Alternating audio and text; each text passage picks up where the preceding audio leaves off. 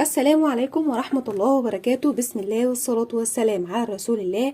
ازيكم حبايبي متابعين قناة مطبخ شوق من كل مكان؟ وحشتوني جدا جدا، يا رب تكونوا بخير.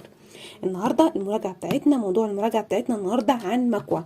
ناس كتير قوي طلبوا مني ان انا اعمل ريفيو او مراجعه المكوى تكون متوسطه السعر، في حق يعني السعر بتاعها متوسط، مش غاليه جدا، وفي نفس الوقت تكون خامتها كويسه ونضيفه وبتكوي ودرجه حرارتها عاليه.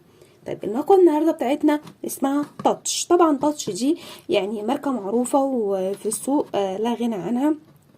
طبعا انا سألت كتير عن مكوى، عايزة مكوى كويسة، لان انا طبعا عندي تجارب كتير في موضوع المكوى ده. كان عندي مكوى بخار ومكوى عادية تانية، فانا لقيت لكم افضل حاجة النهاردة سعرها متوسط على قد الايد، وفي نفس الوقت ما شاء الله الخامة بتاعتها والماتيريال بتاعتها كويسة، وفي نفس الوقت درجة الحرارة بتاعتها 1000 واط. طبعا تاتش اهي.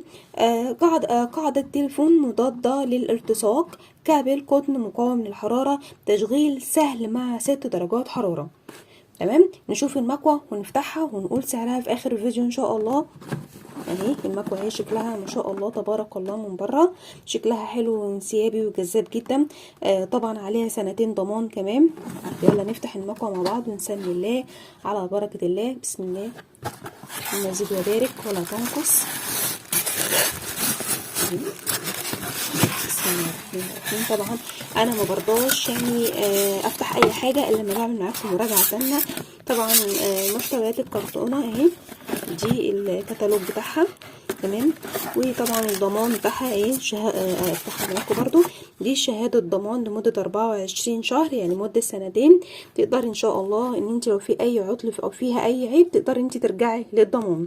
وطبعا لهم خط ساخن برضو اهو، 15 12/7.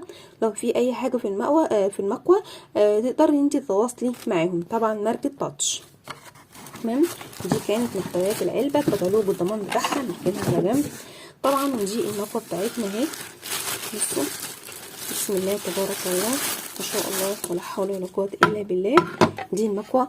طبعا عايزه اقول لكم يعني ما شاء الله تقيله جدا. دي القاعده بتاعتها اهي، ما شاء الله تبارك الله. عايزه اقول لكم فعلا فعلا تقيله، هو مش بالتقل برضو، لكن هي ما شاء الله يعني جميله.